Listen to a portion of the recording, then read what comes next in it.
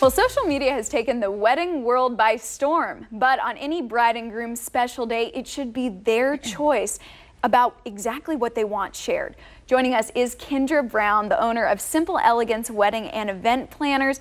So we are so excited to have you on the show. And today it seems like you have to be very intentional about your choice. Do we want all these moments out there? How soon do you have to pick that? Well, couples have varying opinions on things, and so they really need to decide in the very beginning of planning how much they want shared on social media on the actual wedding day. And how do couples feel from your experience about social media use on that wedding day? I have a lot of couples who choose to do their ceremony unplugged because they feel like that's very sacred and they don't want cameras as the bride comes down the aisle because that can interfere with a professional photographer. And then other couples who do want to incorporate it into their reception at least with hashtags and things like that. And what are good ways to let people know if it is something you want shared? You can put it, have it on the program. You can have signs that show this is an unplugged ceremony, and then the reception you can have your hashtag so people can see to use that and post on social media. And does everyone have a hashtag now?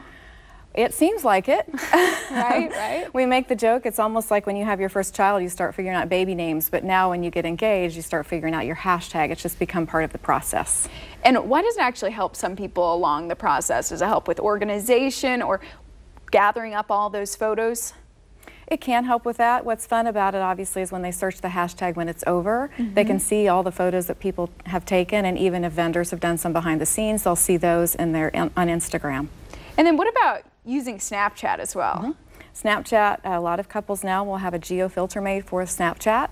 Some even venues have their own filters, geo filters, and then Instagram too, they'll do the geo filters on those as well. And if people at home don't know what a geo filter is, can you explain that? Yeah, it just makes you can create your own. There's ways to do that. There's links online to do that, and it just essentially puts a stamp, if you will, on those photos that are uniquely yours for the wedding day.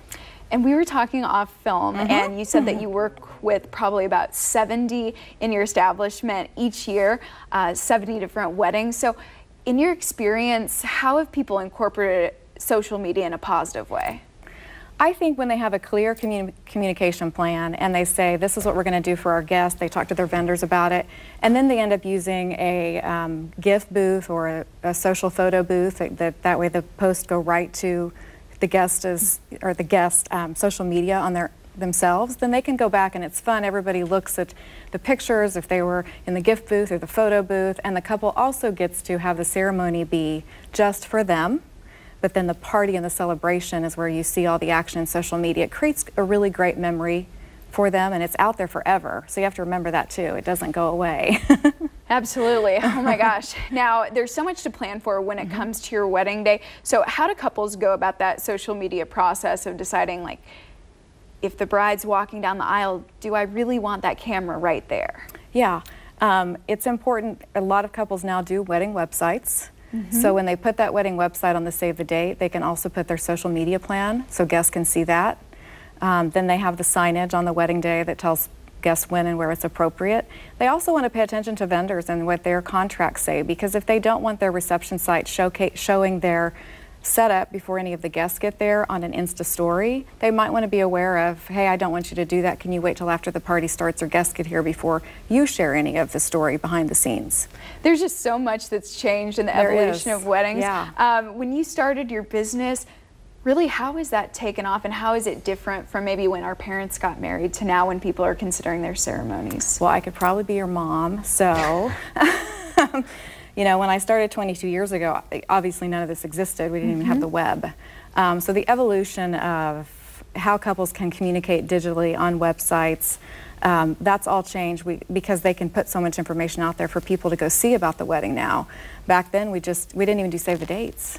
We just sent the wedding invitation. It went 6 to 8 weeks before the wedding. They got it in the mail. It was paper. They, RSVP'd and mailed it back.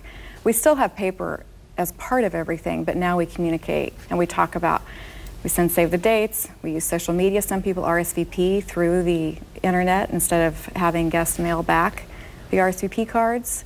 So we're just in a digital world. Well, thank you so much, Kendra. Apparently, over-communication is the name of the game. It is absolutely the name of the game now. Thank you. Thank you.